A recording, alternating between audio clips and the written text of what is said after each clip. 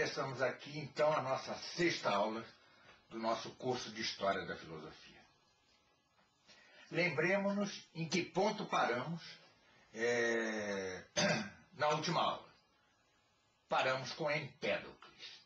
E resgatemos dele duas coisas. Primeiro, que ele procurava superar uma aporia do eleatismo, da doutrina fundada por Parmênides, segundo a qual o ser é e o não ser não é, e segundo a qual não haveria os fenômenos, ou seja, os fenômenos não passariam para a escola eleática de mera ilusão, de mera doxa produzida pelos nossos sentidos.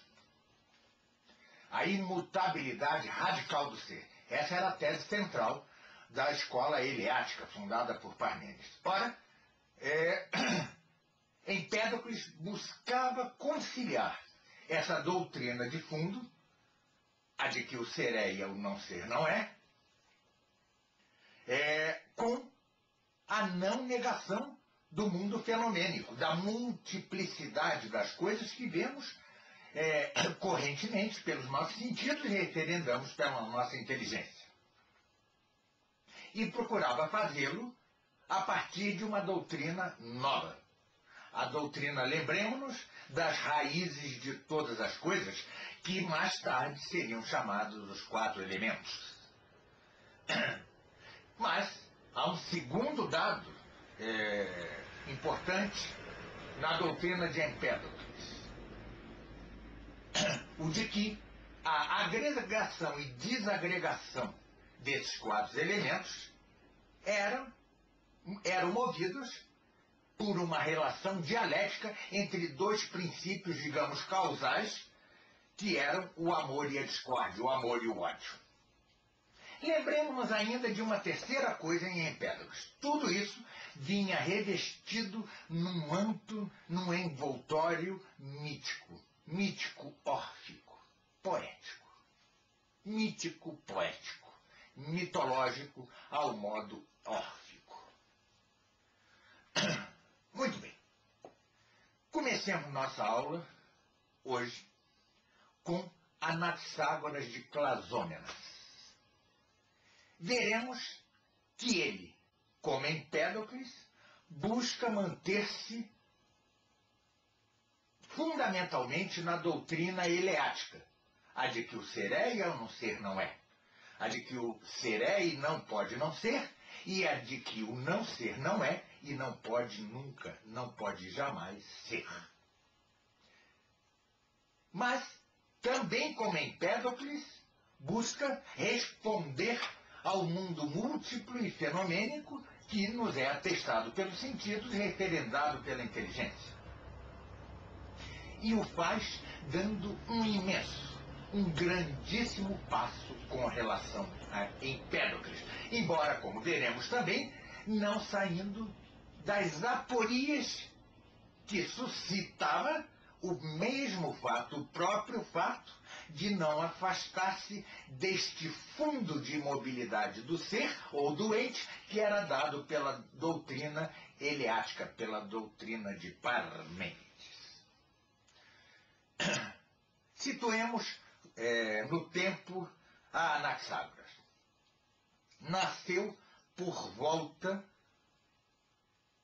do ano 500 a.C. e viveu cerca de 70 anos. Foi ele, provavelmente, o primeiro a levar a filosofia a Atenas e ali fundar a primeira escola ateniense de filosofia. Viveu cerca de 30 anos na cidade, na polis Atenas, e foi dela expulso acusado de ateísmo. E, com efeito, negava ele que o Sol e a Lua fossem divindades. Essa era a acusação que lhe era movida. Tinha também a acusação de corromper a juventude, algo muito semelhante ao que se passará com Sócrates, como veremos na hora adequada.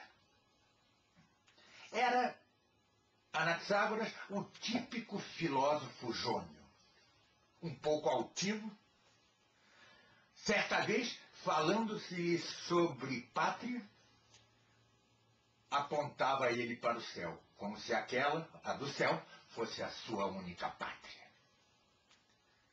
Era cosmopolita, um pouco a diferença do que serão os principais filósofos atenienses. Mas o fato é que é ele quem funda a primeira escola ateniense de filosofia. Muito bem.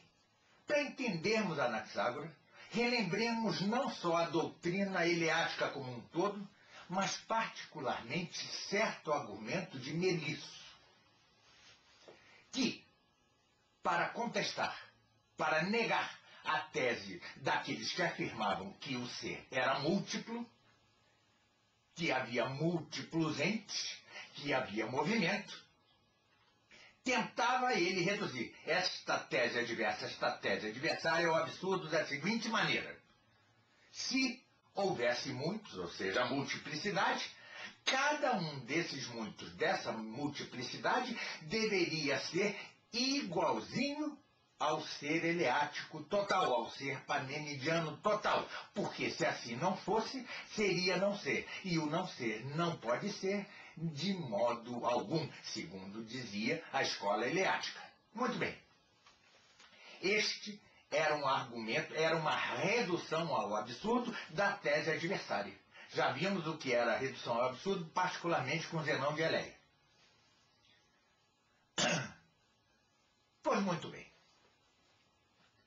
Aceita as avessas, ou seja, passando do negativo para o positivo Anaxágoras, a tese de Melisso.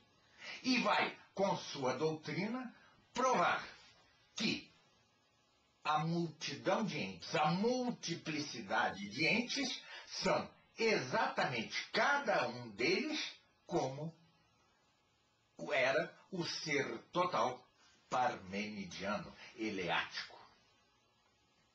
Algo semelhante ao que fizera Empédocles com as 4 raízes ou elementos de todas as coisas. Mas vai além de Empédocles. E não são 4 as raízes. Nem se chamarão com Anaxágoras raízes, mas sementes. As sementes de todas as coisas, que são infinitamente grandes e infinitamente pequenas, mas perfeitamente iguais a si mesmas, enquanto ente, enquanto ser, ao modo eleático. As aporias decorrentes disso já a veremos. Ou melhor, não as veremos em profundidade, sob pena de gastarmos todo um curso em torno dessas aporias insolúveis, mas veremos a raiz das aporias que decorrem desta doutrina de Anaxágoras. Não reside aí propriamente a importância de Anaxágoras, já veremos qual será. Mas tentemos entender o que são as sementes para Anaxágoras. Chamou-as, não se sabe se primeiramente Aristóteles na metafísica ou o próprio Anaxágoras, homeomerias, que quer dizer homeomeria? Aquilo que, dividindo-se, sempre permanecerá igual a si mesmo. Tomemos como exemplo um fio de cabelo. Se o dividirmos,